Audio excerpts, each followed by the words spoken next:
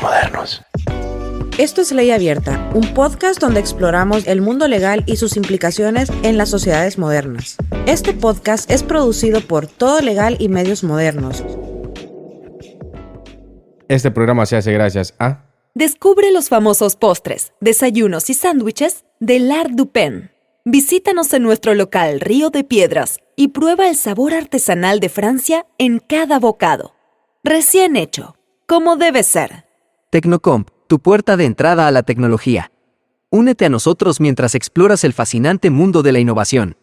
Visita nuestras sucursales en San Pedro Sula, Tegucigalpa, La Ceiba y Choluteca para vivir la tecnología a tu alcance. Tecnocomp, por más de 20 años, líder en soluciones tecnológicas.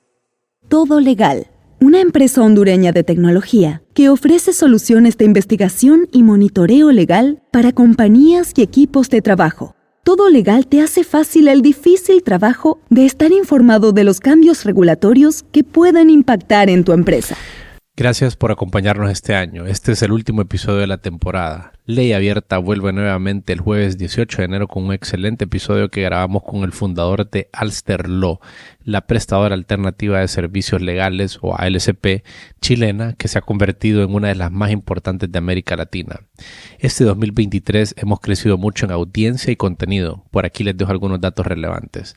Lanzamos 22 nuevos episodios, ya sumamos un total de 49.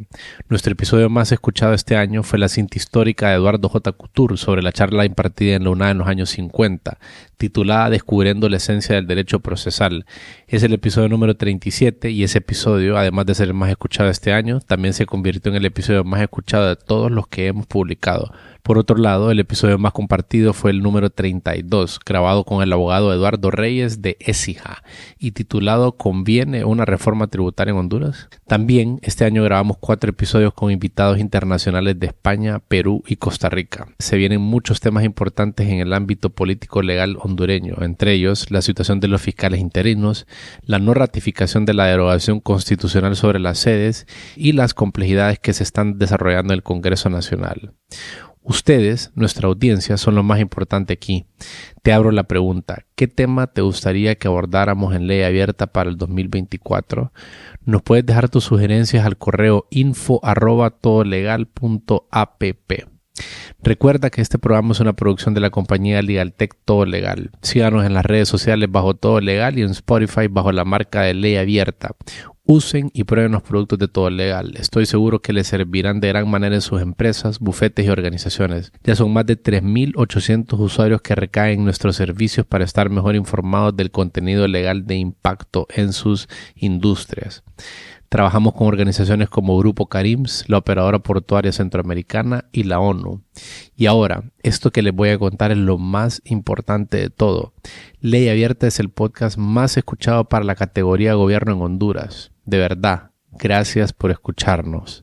Y ahora los dejo con el episodio por el que vinieron. Felices fiestas. Hoy tenemos un episodio bastante interesante y bastante importante en general para la población que conduce vehículos y para la gente que se va a movilizar durante estas fiestas navideñas. Y es que, pues, no sé si están al tanto, pero ya la policía de tránsito no nos puede quitar la licencia por exceso de velocidad. Y aquí van a escuchar cuáles son los motivos. Entonces, quien me acompaña hoy es el abogado Marvin Mejía y el abogado interpuso un recurso de amparo y este dio lugar pues a que no se dé esta situación de que los policías nos puedan quitar la licencia. Entonces voy a leer un poquito aquí, abogado, de la nota de prensa que el Poder Judicial emitió y en la que pues se hace un pequeño relato de los hechos y de ahí vamos a analizar parte por parte. Dice... hecho el 30 de noviembre del 2022, o sea, hace un año, ¿verdad, abogado? Aproximadamente.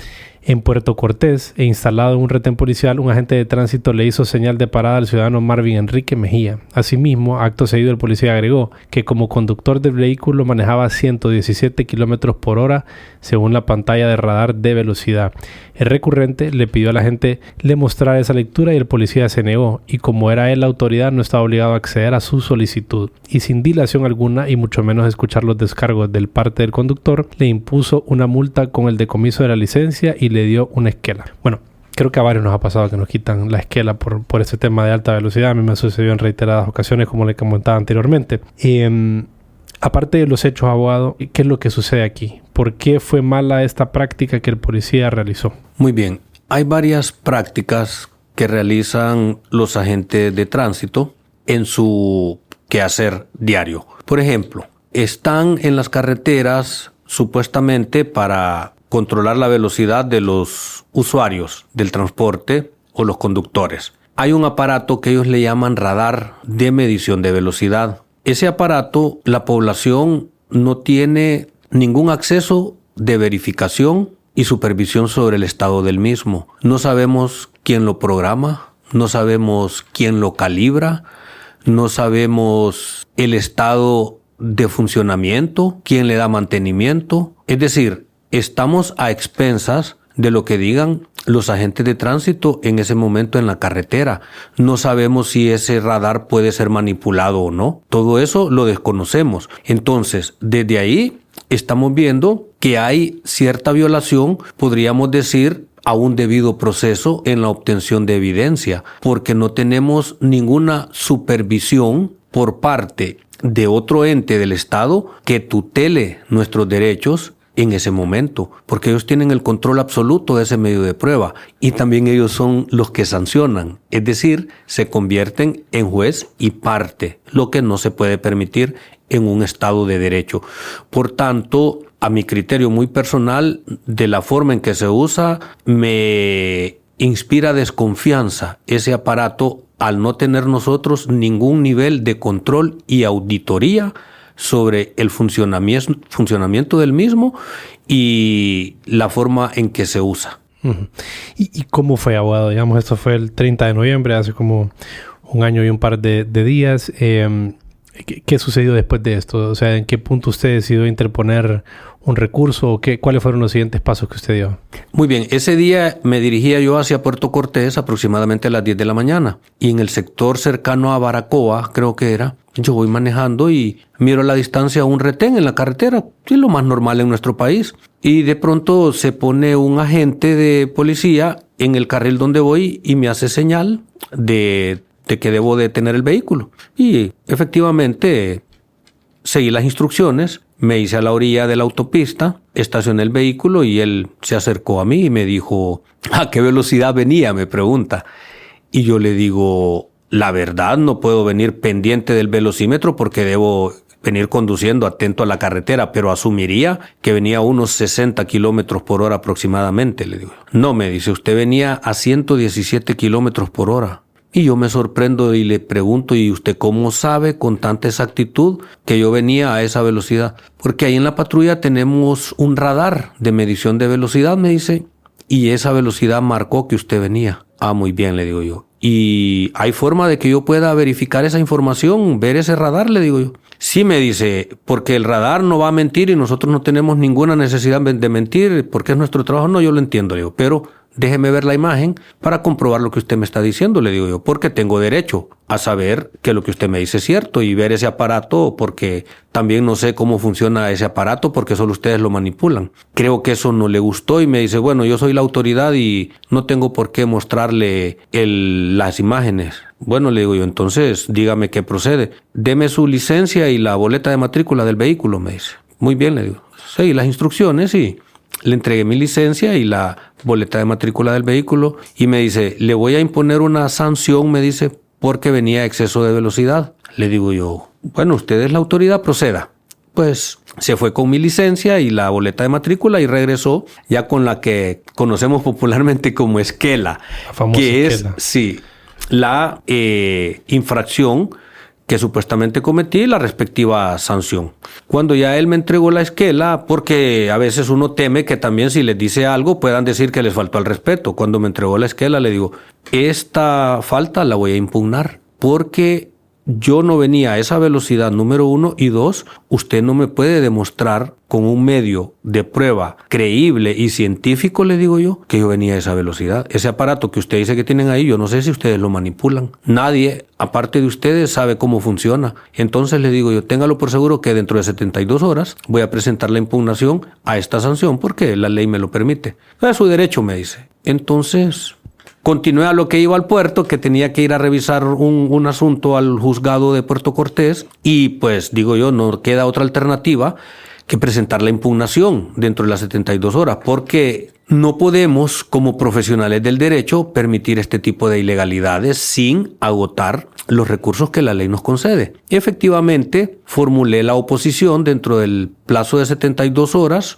lo presenté en las oficinas de tránsito de Puerto Cortés, pero desde que la llevé, la persona que me la recibió me dijo que me la iban a declarar sin lugar. Le digo yo, está bien, le digo yo, eso es parte del procedimiento. Ustedes, cuando alguien les presenta una petición, tienen dos opciones, o la rechazan o la aceptan. Si usted me dice que me la van a declarar sin lugar, solo hágalo por escrito. Y yo tomaré las acciones pertinentes de acuerdo a ley. Pues en un plazo aproximadamente de 10 días, creo, me llamaron y me dijeron que ya estaba la resolución. Cuando me presenté allá a Puerto Cortés, a tránsito, ya me tenían la resolución y efectivamente declarándome sin lugar la impugnación a esa sanción. Y el artículo 19 de la Ley de Tránsito es muy puntual en ese sentido, que cuando a un ciudadano le rechazan la impugnación, no hay forma de presentar otro recurso en esa vía. Entonces, cuando me entregó la resolución, el encargado de la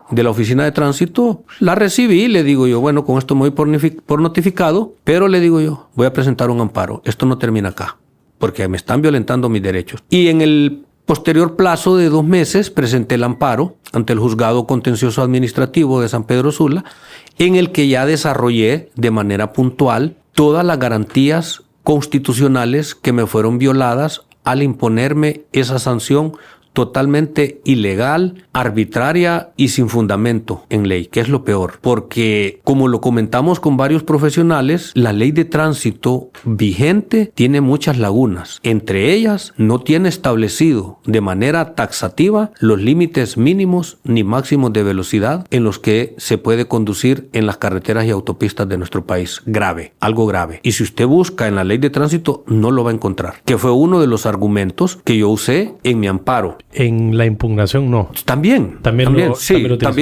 utilicé. En la impugnación y luego en el amparo. Porque la ley de tránsito para los límites de velocidad se remite a la señalización vial. Y es donde yo pregunto, y lo hacía la pregunta en el escrito de amparo, y donde no hay señalización vial, que es en la mayor parte de las carreteras, ¿significa que el límite es abierto? Porque no lo tenemos establecido. Entonces está esa laguna legal. Y efectivamente, en el lugar donde estaba el retén de los agentes de policía, no había señalización vial. Entonces, no tenían ellos ningún fundamento para imponerme la sanción, lo que de manera automática significaba una violación al artículo 95 constitucional, que nos dice que a nadie se le podrá imponer alguna sanción que no esté establecida previamente en la ley. El principio de legalidad, como lo conocemos, ¿verdad? ¿O no es este? Es parte del principio de legalidad, exactamente. ¿Por qué? Porque están imponiendo una sanción por exceso de velocidad y la ley de tránsito no tiene esa regulación, lamentablemente. Y en esta parte hay que darle ese descargo a los agentes de tránsito, porque no son ellos quienes redactaron la ley de tránsito. Eso corresponde al Poder Legislativo corregir esa falencia que tiene la ley de tránsito de no, o mejor dicho, esa omisión de no establecer los límites mínimos ni máximos de velocidad a los que se puede conducir en Honduras. Consulta, ¿y la ley no establece ninguna regulación sobre la velocidad? O sea, no dice para verificar cuál es el máximo de velocidad que se puede al que se puede ir en diferentes zonas del país, hay que remitirse a los rótulos o hay que remitirse a la señalización vial. No dice nada. Sí, lo dice. En el artículo 68 de la Ley de Tránsito le dice que las velocidades máximas permitidas en las zonas donde no exista señalización son las establecidas en el reglamento respectivo, pero no tenemos reglamento de la Ley de Tránsito. Entonces, o sea, no hay nada. La señalización, exactamente. Y ahí no había señalización. No había. Y además, ¿cómo definir hasta dónde hay señalización, verdad? Porque usted puede que haya avanzado 1 kilómetro y el kilómetro anterior había señalización y el siguiente ya no. ¿Cómo definimos dónde hay señalización? Entonces, esa omisión es la que le corresponde al Poder Legislativo, es decir, a nuestros diputados, corregir. Pero esa ley creo que está desde 2005. Mire cuántas personas han pasado por ese Congreso y nadie se ha preocupado por suplir esa omisión. Sí. Ajá. ¿Qué pasó después? Entonces usted interpuso el recurso en el Juzgado de Letras de lo Contencioso Administrativo en San Pedro Sula, ¿verdad? Exactamente. El 1 de agosto, ¿no? El 1 de agosto fue el día que se le otorgó el amparo que usted promovió. Yo promoví el amparo dentro de los 2 meses a la fecha de la notificación de la sanción. Fue en el 2023 el amparo, que lo presenté a principios. En el amparo, yo señalo todas las violaciones que se me realizó. Por ejemplo, otra violación que ocurre no solo en esa sanción que se me impuso a mí, sino que en todas las sanciones que se le impone a todos los conductores de vehículos en Honduras. No nos escucha la autoridad, simplemente nos impone una sanción. Claro. Y eso va en contra del artículo 94 constitucional, que nos dice que en los casos de apremio y otras medidas de igual naturaleza en materia civil o laboral, así como en los de multa, las infracciones de tránsito se sancionan con multa, o arresto en materia de policía, siempre deberá ser oído el afectado. Y los agentes simplemente nos dicen, usted está sancionado por esto. Y en una situación infraganti, por ejemplo, ¿qué aplica en esa circunstancia? Es que igual, la ley nos garantiza el derecho a la defensa. Pero es posterior, ¿verdad? Sí, o sea, si porque en el momento infraganti se lo llevan, ¿verdad? O sea, el policía está en la autoridad de posarlo y detenerlo. ¿Infraganti en qué sentido? Que usted esté cometiendo un delito, digamos, un robo. Sí, obviamente. Y ahí sí se actúa bien. ¿Por qué? Porque cuando alguien es detenido infraganti, se le detiene. Se presentan las pruebas al ente investigativo, que es el Ministerio Público, y el Ministerio Público, en el término de 24 horas, que es la regla general, presenta una acusación ante juez competente o lo deja libre. Claro. Ahí no se violenta. Claro, pero en este caso de un solo va la multa, ¿no? Sin escucharnos. Sin escucharlo. Se debería de ser simplemente por cumplir lo que dice la Constitución, el agente de tránsito redacta el informe, establece la supuesta infracción y escuche al ciudadano. Si el ciudadano allá lo va a escuchar, le va a decir por qué iba cometiendo tal infracción, por qué iba usando el celular, por decir un ejemplo, por qué no llevaba el cinturón, lo que sea, pero le dio el derecho que le dice la Constitución de escucharlo, lo que no ocurre en todos los asuntos de tránsito cuando se sanciona a alguien. Simplemente nos imponen la sanción. Queda a criterio del ciudadano. Sí, después impugna. Impugnar, pero ¿qué pasa? Es un proceso. Exactamente. Por ejemplo, en mi caso, a mí me salió más lo que gastaba de gasolina cuando fui a Puerto Cortés, pero yo dije, si yo como abogado no hago valer mis derechos, ¿cómo le voy a decir a un cliente que voy a representarlo y defender sus derechos si ni siquiera defiendo los míos? Claro. Entonces es una cuestión de coherencia y también para revertir las situaciones que no están bien reguladas en nuestro país. Ok, entonces usted interpone el amparo y ¿qué sucede después? Muy bien, cuando se presenta el amparo, el juzgado le pide un informe a la autoridad de tránsito de Puerto Cortés, porque el ente jurisdiccional necesita saber qué ocurrió para no solo tener mi versión, sino que también necesita tener la versión institucional. Y los representantes de tránsito de Puerto Cortés efectivamente enviaron un informe con copia de la resolución que me entregaron a mí, donde básicamente se establecía que yo venía a esa velocidad y también adjuntaron las imágenes que tenía el radar, que es exactamente lo mismo que usted imprima capturas de pantallas de WhatsApp. Ese es el gran medio de prueba que ellos mandaron. Entonces, cumplida esa parte, el juzgado contencioso me señala el plazo de formalización de la acción. Entonces yo voy y formalizo la acción para seguir con el procedimiento. Luego de formalizar, el juzgado pone en conocimiento de esta acción de amparo al Ministerio Público en representación de los intereses de la sociedad, es decir, a la Fiscalía. Hay un fiscal asignado al juzgado contencioso administrativo para escuchar su opinión, para que el Ministerio Público exprese qué opina sobre este amparo, sobre las alegaciones que está haciendo el ciudadano que le fueron violentadas las garantías constitucionales. Y el Ministerio Público, en armonía y correspondencia con los argumentos que presenté en el amparo, opinó que sí se me habían violentado las garantías constitucionales. Que conste, la opinión del Ministerio Público no es vinculante para el juez, es decir, no es obligatoria. Si el juez decide tomarla en cuenta, lo hace, si no, no hay ningún problema. La obligación del Ministerio Público es emitir opinión, pero el Ministerio Público emitió opinión en el sentido que se me habían violentado las garantías constitucionales y posterior a ello, el juzgado profiere la respectiva sentencia en la que declara con lugar el amparo presentado y hace una magnífica exposición de motivos basados con los hechos relacionados en el amparo y con el fundamento que tiene la Constitución, donde nos dice, por ejemplo, que no se me respetó el derecho a la defensa al haberme sancionado sin haberme escuchado.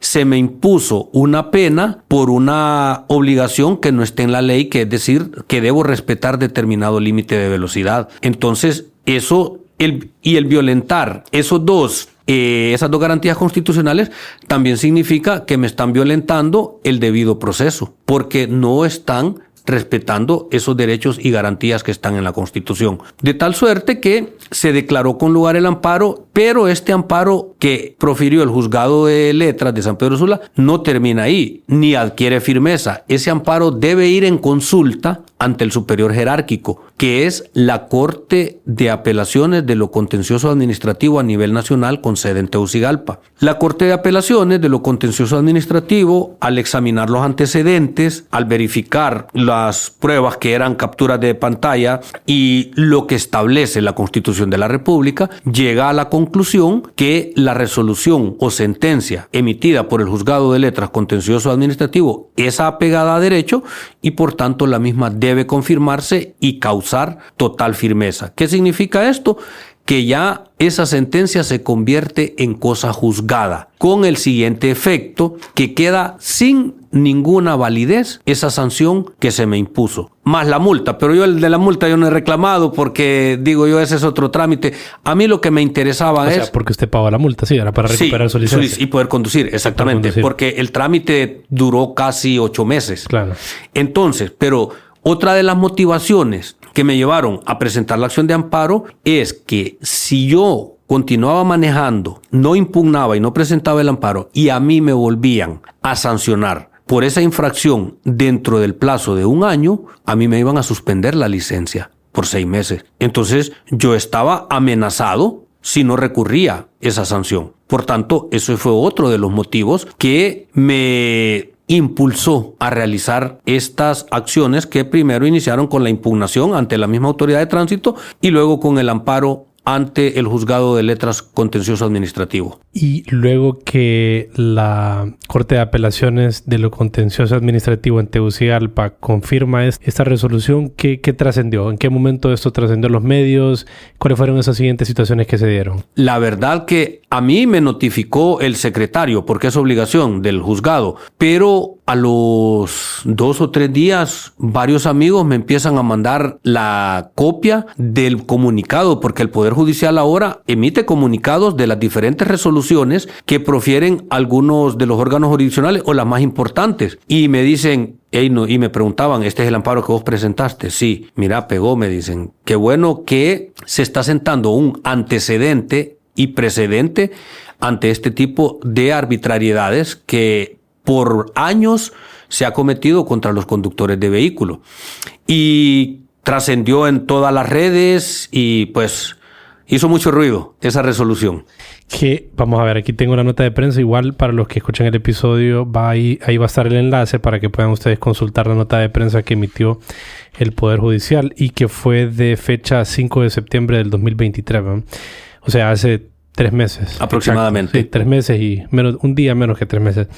Y, abogado, ¿y en qué punto esto se vuelve algo que aplica de manera general? O sea, en este momento ya a ningún ciudadano le pueden quitar la licencia por exceso de velocidad a raíz de este amparo que usted presentó. Hay que aclarar algo. No es automático, pero las autoridades de tránsito están conscientes que en adelante a todo ciudadano que le impongan una sanción por esa supuesta infracción, le va a presentar una impugnación dentro de las 72 horas y la tendrán que declarar con lugar. De lo contrario, les van a presentar cualquier cantidad de amparos que deberían de venir en este mismo orden de ideas porque se está violentando los derechos que anteriormente señalamos se me habían violentado.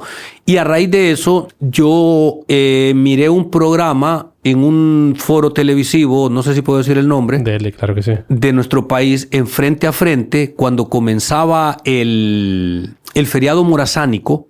Ajá. Que estaba los policías, ¿no? Al director, no sé si era director de tránsito a nivel nacional, y él expresó que como consecuencia de la sentencia en este amparo y que dejaba sin valor ni efecto esa sanción por exceso de velocidad, ellos no iban a estar sancionando a los conductores que excedieran los límites de velocidad establecidos en los señalamientos. Pero yo entiendo a la autoridad que tampoco se puede dejar a que la gente exactamente corra, porque según las explicaciones técnicas que él brindó en esa ocasión, es que las carreteras y autopistas de nuestro país no están diseñadas para velocidades de más de 80 kilómetros por hora.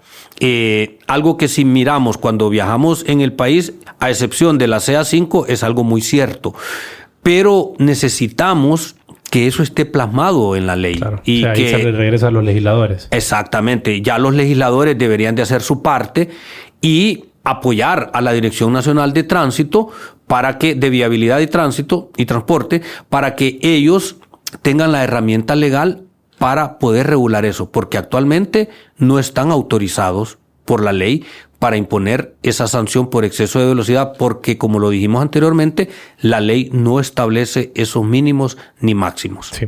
Bueno, yo desde que leí este comunicado de prensa, o en general, desde las últimas, yo suelo moverme mucho en carreteras y he notado que ya no están con el radar. O sea, yo usualmente cuando viajaba siempre, pues los puntos que uno reconoce donde ya se ponen ellos, ¿verdad? Y ahí estaban con el radar, o sea, listos, esperando a las personas. Y desde esta fecha más o menos, las últimas veces que he viajado no los he visto ya con el radar. Entonces me imagino pues que es una de las órdenes que tienen.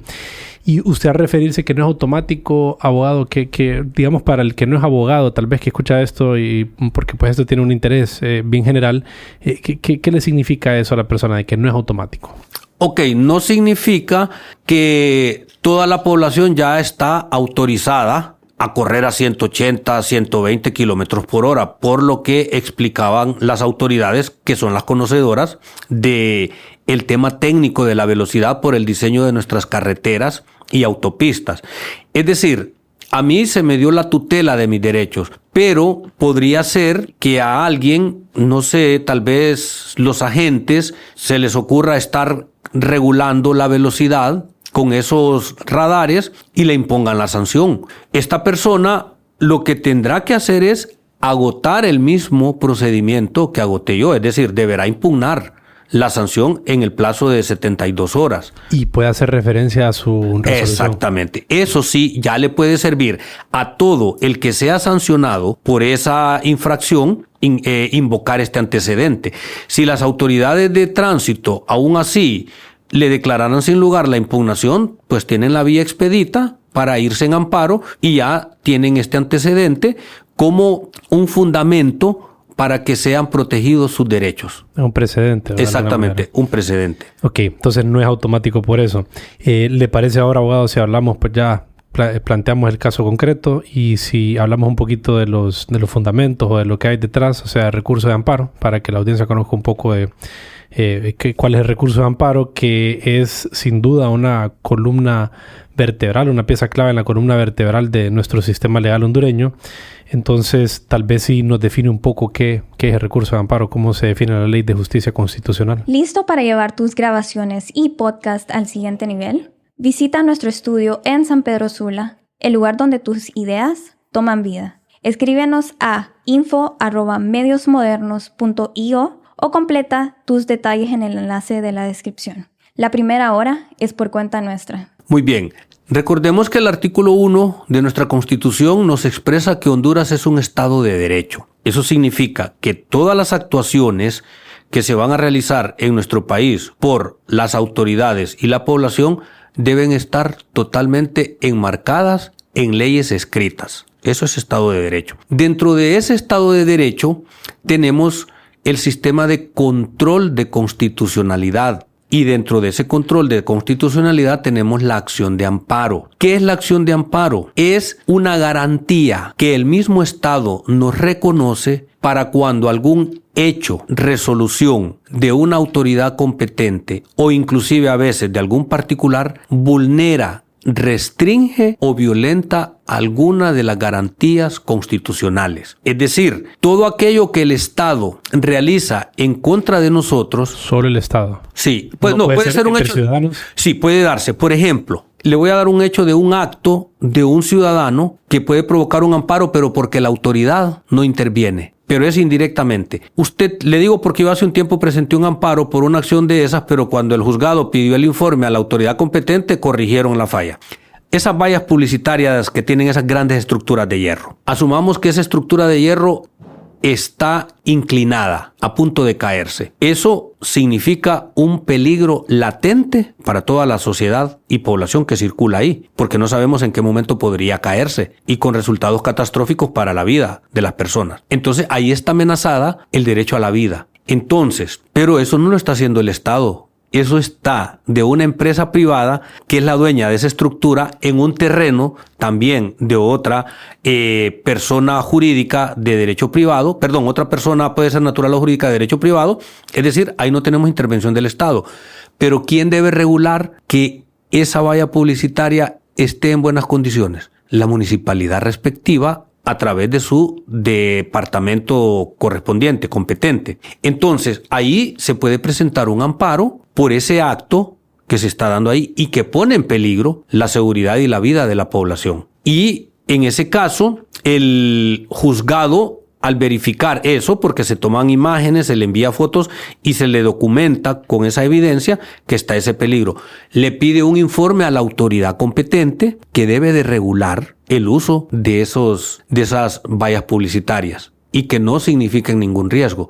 Entonces, si usted ve, el acto es realizado por un particular, pero quien no está realizando su trabajo de vigilancia y control es una institución pública, en este caso una municipalidad. Entonces ahí vemos un caso de un amparo que podría ser sobre un hecho realizado o ejecutado por un particular, pero que no ha sido controlado ni regulado por una institución pública. O sea que la institución pública es clave que figure en algún lado del esquema. Claro. Por ejemplo, le voy a poner otro ejemplo. Usted ha visto todos los vendedores que tenemos en el corazón de San Pedro Sula, en el centro, en la Tercera Avenida, 2 y 3 calles, 3, 4 avenida. Hace unos años, creo que la Fiscalía presentó un amparo por esa situación. ¿Por qué? Porque ahí está restringido el derecho a circulación. ¿Y quién nos lo restringe?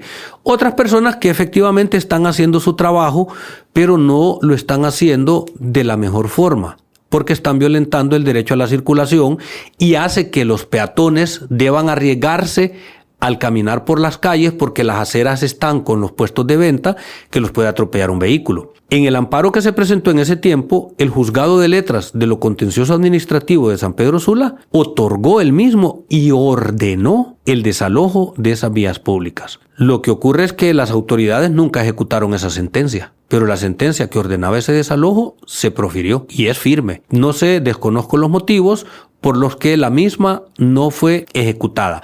Entonces ahí vemos otro ejemplo de actos de particulares que nos violentan alguna garantía constitucional y cuya restitución solicitamos a través de la acción de amparo. La acción de amparo es muy importante en un Estado de Derecho, pero yo siento que en nuestro país, comenzando por los profesionales del derecho, no hemos tenido esa cultura del amparo, de explotar esa garantía de amparo. Por ejemplo, usted se va a Roatán, eso de las playas privadas no puede ser, pero nadie ha dicho nada. Ahí hay una obstrucción a la vía pública, porque las playas son públicas, no son privadas. Sin embargo, en Roatán usted va a ver cualquier cantidad de playas privadas. Ahí alguien presenta un amparo, ese amparo se lo deberían de declarar con lugar. Si usted recuerda, hubo un tiempo aquí en Puerto Cortés que había un restaurante que creo que tenía cercado una parte de la playa y la municipalidad le ordenó demoler, como debe de ser, porque las playas son públicas. Es como que alguien ponga un cerco en las riberas de un río y esos son bienes públicos. Entonces, no hemos tenido esa cultura de amparo. Pero el amparo precisamente es la acción que nos permite a los ciudadanos promover la actividad jurisdiccional para que se nos respeten esas garantías. ¿Y quiénes pueden hacer uso de este recurso? ¿Los ciudadanos, básicamente? Cualquier persona lo puede hacer. ¿Una persona jurídica puede? También, y no necesita profesional del derecho. Esa es otra de las particularidades de la acción de amparo. No se necesita un profesional. No tiene mucha formalidad la acción de amparo. Y no se necesita presentar un carnet de un abogado para... No. Okay. El abogado ya nos comentó sobre quiénes pueden interponer el amparo. Y pues ya lo mencionó que no se requiere de un apoderado legal para hacerlo, ni de un poder especial. El artículo 44 de la Ley de Justicia Constitucional ya lo determina de esta manera. Pero si nos pudiera contar sobre cuándo procede la acción de amparo. Muy bien. Como hemos venido conversando, la acción de amparo procede cuando se ha violentado cualquiera de las garantías constitucionales otorgadas a la población en Honduras. Estas violaciones pueden darse de múltiples formas. De hecho, puede surgir una violación a las garantías constitucionales dentro de un proceso. Vamos a poner un ejemplo. En un requerimiento fiscal contra Juan Pérez por la comisión de determinado delito. En la audiencia donde se presentan las pruebas al inicio del proceso penal, que es la audiencia inicial, asumamos hipotéticamente que la defensa de Juan Pérez demuestra que en la fecha que ocurren los hechos a él atribuido, él estaba fuera del país. Por tanto, era imposible que él hubiese cometido el delito. Pero digamos que el juez, conocedor del asunto, le dio validez a algunas declaraciones testificales que se hicieron. La defensa, en este caso, cuando le otorgan el auto de formal procesamiento a Juan Pérez por la comisión de ese delito, decide apelar porque considera que ha acreditado de manera contundente que él no lo cometió por no haber estado en el país. Era imposible materialmente hacerlo. Y la Corte de Apelaciones declara sin lugar la apelación y confirma el auto de formal procesamiento.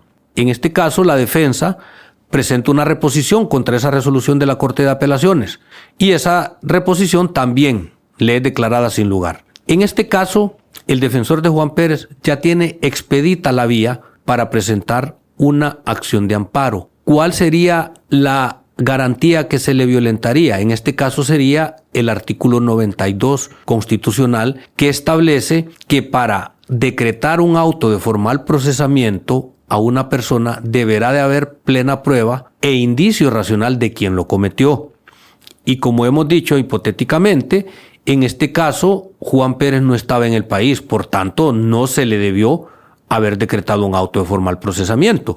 Entonces, con ese amparo, el defensor de Juan Pérez busca que se le restituya el uso, goce y disfrute de esa garantía contenida en el artículo 92 referente a cómo debe decretarse un auto de formal procesamiento, que en este caso se podría decir se está violentando porque se demostró que él no estaba en el país. Entonces ahí vemos un ejemplo que dentro de un juicio penal, dentro de la iniciación de un juicio penal, de un proceso penal, se le violentó una garantía a una persona. Por eso le digo, hay múltiples formas en las que a las personas, a la población, se le pueden vulnerar sus derechos y de acuerdo a las mismas se pueden presentar tantas acciones de amparo como procedan.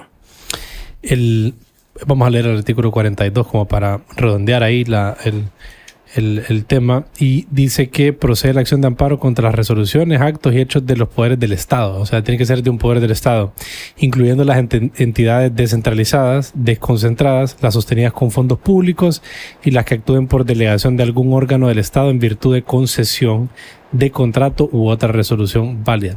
Entonces el tema del rótulo que usted planteaba aquí cabe en el contrato, ¿eh? El contrato que hay de esta empresa privada para hacer uso y autorizado por una municipalidad, en este sentido es que aplica, ¿verdad? Exacto, porque no está cumpliendo con su labor de regular y supervisar que esté en función de garantizar la seguridad de todas las personas con su instalación y su construcción. Hay un potencial de dañar un derecho fundamental de las personas, de los que están consagradas en la Constitución. Exactamente. Es una figura muy importante. Sin duda que creo yo que todos los que nos escuchan y toda la población debería estar muy agradecida con el ejercicio de su labor. En este caso, pues al final es importante que se haga uso del Estado de Derecho y que estas figuras se utilicen para lo que fueron diseñadas y que, pues por ende, los legisladores, que son realmente en manos de ellos, está ahorita el tema de regular esto de una manera que sea efectiva para la población, para proteger los derechos, pero al mismo tiempo para proteger el Estado de Derecho como tal. Y abogado, usted usualmente ¿qué tipo de servicios legales brinda para la población en caso que quiera pues consultar con usted algo? En las ramas que con mayor frecuencia me desempeño es civil, laboral y penal. En ese tipo de juicios y eventualmente asuntos como estos de justicia constitucional, pero normalmente me ha tocado dentro de algunos procesos presentar amparos porque he considerado que ha habido alguna violación a alguna de estas garantías constitucionales en alguna resolución judicial. ¿Tiene algún correo al que le puedan inscribir alguna persona? ¿Le gustaría dejarlo o algún sitio web? El correo es BUF, las primeras 3 letras de bufete, okay. MEM@hotmail.com. Listo. Entonces, pues aquí queda para quienes nos escuchan el correo. Pueden contactar al abogado Marvin Mejía por si pues necesitan alguno de los servicios en las áreas que él ya mencionó o si les llegan a quitar pues su licencia y necesitan impugnar esa infracción emitida por la policía. Abogado, muchas gracias por su tiempo y por acompañarnos hoy aquí. Un gusto y básicamente la intención de esta intervención ha sido que las personas se ilustren de los derechos que nos concede la Constitución y que muchas veces no los hacemos valer. Gracias, abogado. La edición, mezcla y música de este programa están a cargo de Víctor Humansor y Rodil Rivera.